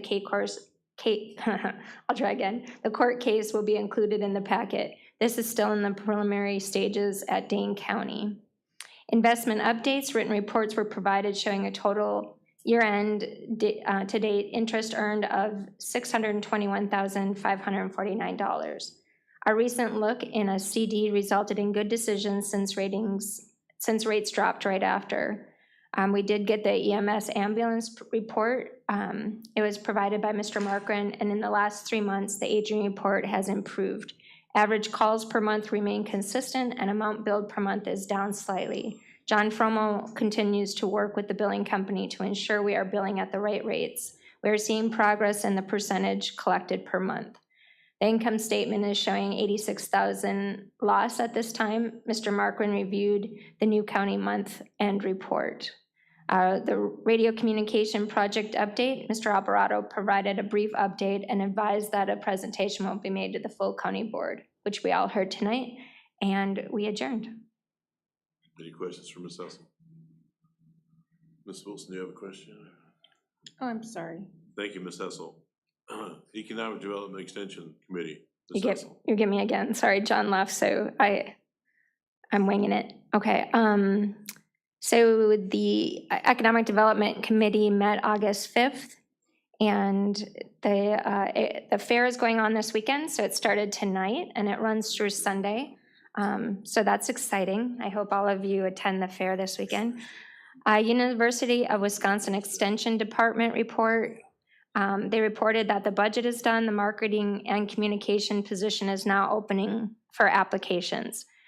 Donna of the Winter Library was awarded $10,000 in funds by the 100 Who Care Association for county youth programs. The Twilight Gardens tour at the Spooner Egg Research Station is August 20th. The Hayward Lakes Visitors and Convention Bureau, new executive director, Ms. Simons, introduced herself to the board and shared her goals will share her goals in the upcoming months. Northwest Regional Planning did not have a report. The library gave a report, and it was provided in written form. The Motorized Trails and Non-Motorized Trails report, Kathy reported that over 2,000 respondents have completed the survey. There have been no issues reported with opening the county roads except for some confusion on LCO roads. Assurance signs will be placed this fall to let riders know they are on the approved routes. Mr. Duffy shared a report by Ben Pop of the Berkey and reported that the early Berkey registrations are up 8,000. Lumberjack Fest, it's Lumberjack World Championship, so I'll just correct that, was a success. The Telmark Base Camp grand opening celebration is set for this Saturday, August 17th. Broadband update, we heard plenty about that tonight. You don't need me to repeat that. Economic Development Corporation report, Mr. Lamore reported that the Tribal Toolbox event was helpful for identifying funding opportunities. Free technical support for startup businesses is open Tuesdays and Thursdays from 4 until 6 p.m. at the LCO University. A grand opening for The Lot, which is the old Brooks building that was torn down, will be held at the end of August. Mr. Lamore continues to work on grants, including a small business development grant for $50,000 to $250,000 for matching funds or loans to local businesses. Enbridge and Arkland are donating to the EDC. And for questions, you can contact Mr. Lamore. He provided his phone number, which I will not give out. Outside committee updates, Mr. Kariainen reported that the SEP board held an emergency meeting last week to remove the director and appoint an interim director until the future of SEP can be determined. There is an Indian Head Community Action Agency meeting coming up on August 29th. The Historical Society, Mr. Ferguson reported on the Stone Lake meeting. The society parked cars for the Lumberjack World Championship events and raised $600. And a citizen provided historic trolley tours. And we just have fun at our economic meetings, so that's it. Any questions for Ms. Hessel? Thank you, Ms. Hessel. Number 16, County Clerk update. She made it through the election the other day and she's still here smiling. Yeah, so yes, we made it. And being elected officials yourselves, I'm just providing up to the November election some of the information that I get from state agencies, federal agencies on threats that have been perceived. Some have already taken action, as we already know. But the ones, I will just put them in your packet so that you're aware of them. At this time, they believe that Iran, China, and I can't remember my third one.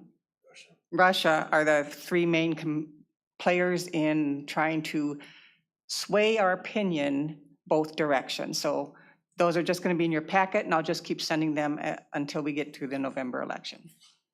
Thank you. Any questions for Ms. Fitch? Hearing none. Number 17, County Administrator Report, Mr. Alvarado.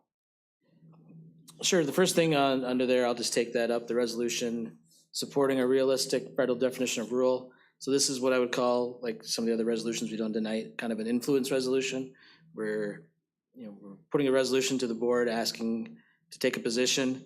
This came through a couple other counties as well as through came to the Sawyer County Towns Association unit, that some towns were looking at this effort, and I know Price and Barron County have also adopted this resolution. Really all it's doing is there's a part of the bipartisan infrastructure law created the Rural Surface Transportation Grant Program, which currently applies the money to a rural area, which is outside an urban area, but per their DOT definitions, it's a population of over 200,000. So there's been two bills introduced in Congress. One is HR 3002 and HR 5437 that would lower that 200,000 population amount to 20,000, which would make it more accessible for truly rural areas, including our towns and counties in this area. So this resolution effectively puts Sawyer County and the board is on record supporting those two pieces of legislation that would provide a realistic definition of a rural area. Ms. Hessel. I make a motion to approve Resolution 2024 supporting a realistic federal definition of rural. Mr. Manhattan. Second. We have a motion by Ms. Hessel, second by Mr. Manhattan. Any other discussion? All in favor of the motion? Aye. Opposed? Motion carries. Thank you. Mr. Alvarado. Just to highlight some few things in my report. We are catching up, or actually since I catching up, we've had a pretty good summer of recruiting and filling some vacant positions. So we're just a couple open positions in the deputy area, court security and patrol, but had a good meeting with the sheriff, and we've got some strategies that he's gonna follow through on and see if we can't fill those positions. And then we have a part-time clerk of court deputy position that's been hanging out there. I did want to highlight that I've mentioned in prior meetings that we did have a grievance filed by the Sawyer County Deputy Sheriff's Association regarding the termination of Ryan Schick. So after that termination, it was appealed or grieved, first to the sheriff, then to the administrative committee. Both of them were denied, and so they took it to an arbitrator. So we had to present that case earlier in the summer, and that arbitrator issued a decision towards the end of July and denied the grievance and upheld the actions of the county that we had just cause to terminate Mr. Schick's employment. Subsequent to that, and per state statute, we have sent a demand for repayment letter to Mr. Schick notifying him to repay the wages and benefits he received from the date of his termination to the date of the arbitrator's decision. Continuing to, I guess we're getting close to wrapping up, proposed updates to the personnel handbook. It's just incorporating some things that have occurred and then addressing some shortcomings there that will be taken to the committee. Corporation Council, no real new items there, except we did discuss a little bit at the Administrative Committee, a resolution that the clerk brought forward regarding election security. We're looking at some language to make that applicable to counties and anticipate it'll come back through the committee and potentially to the board next month. TRH update that continues to be worked on. The ad hoc committee did meet on July 31st and did discuss some potential changes to the draft ordinance. They directed staff to incorporate the feedback from the committee and bring back to the next meeting, which is scheduled for August 22nd. Airport master plan, the public has been asking if there's a date set for the next master plan and public information session. There is not one set yet, but at this point, it's looking like it'll be in October sometime, not in September. And then we are talking with Hayward Aviation on renewal of the airport management contract, which expires the end of this year. I think we've covered ambulance. Continue to assess the town around Lake offer for, they would provide land if the county would build a station out in the town of Roan Lake. I think we're getting close to having all the information put together and should have that discussion at next month's Public Safety Committee on how that looks. I think we've covered broadband enough. The only thing related to CJCC and LCO is that at this point, we do not have a CJCC agreement with LCO. It expired earlier this year. There was initially a notification that the LCO had declined to renew it. There was some reconsideration going on, but at this point, we haven't heard any updates or proposed changes to the agreement. We're gonna have to address that because actually the agreement has expired. It does affect our budget for next year. Actually, it affects our budget for this year, but definitely how we approach next year. So we just need to, kind of figure out where we're at. And either it's over or putting an agreement back in place. From our standpoint, the county, we think we've made good progress in that area and want to, try to continue to have that joint agreement with LCO continue on. Budget, like has been reported, we're working on the 25 budget. Departments have submitted their requests.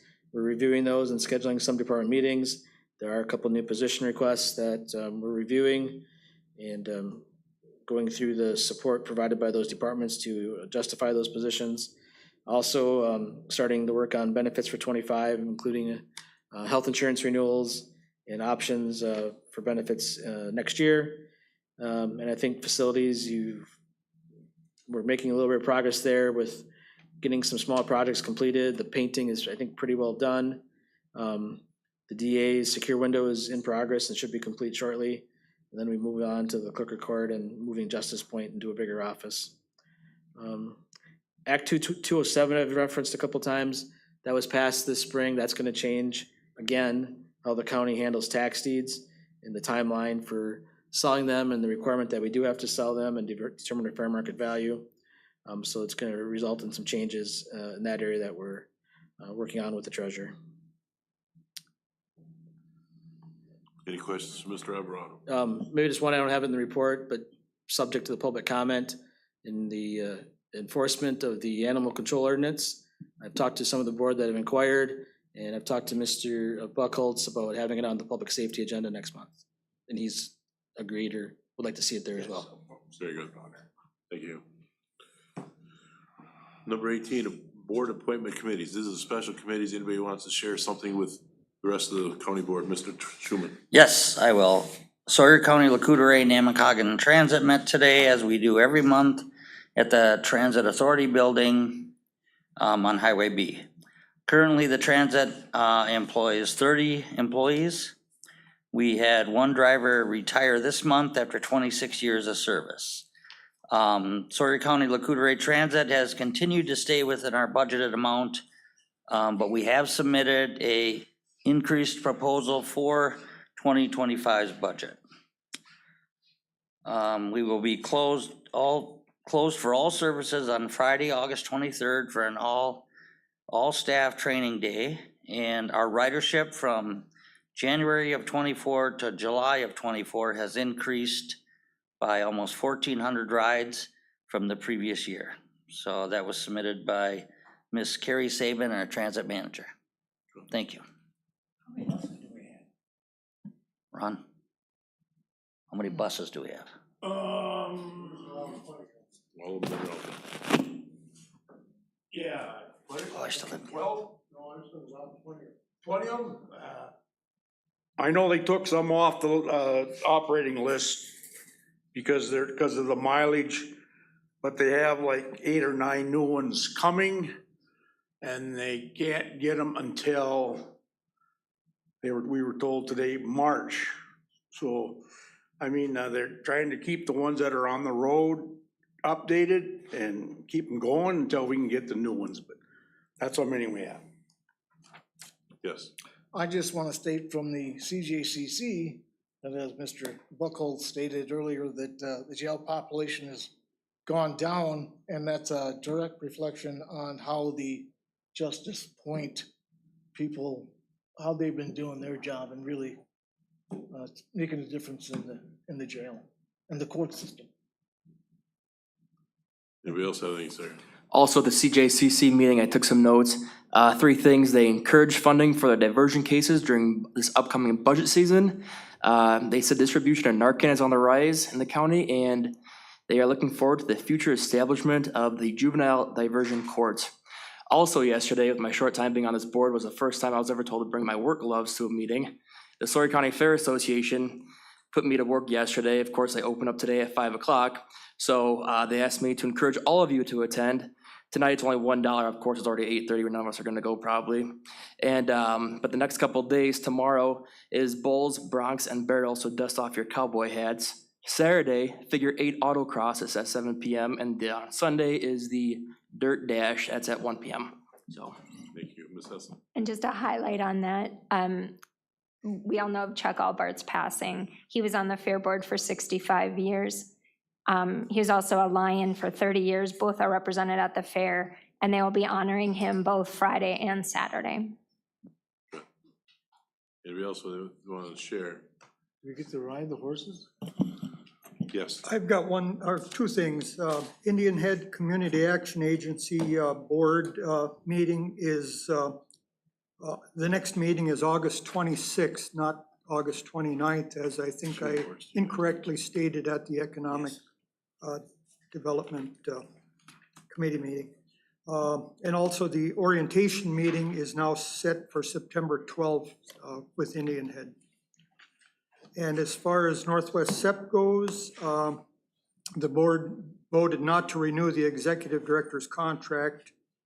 And the Northwest Chief Local Elected Officials Consortium has received a letter from the State Department of Workforce Development expressing concerns about the governance and potential conflicts of interest between SEP and WIB. So we've got a meeting on August 21st with Department of Workforce Development in person to go over this whole relationship and hear their concerns specific to how the organizations are structured.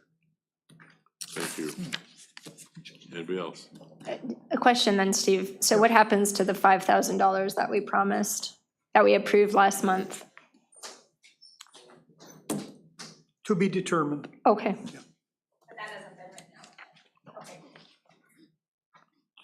So, yes, the Sawyer County Fair is Thursday through Sunday. They also have a fair auction where they sell cattle, sheep, hogs, and turkeys. Anybody wants to purchase any, they're available. Correspondence, reports, and conferences. Tentatively, if we have to have another special meeting, look at your calendar, September 5th, it's a Thursday night.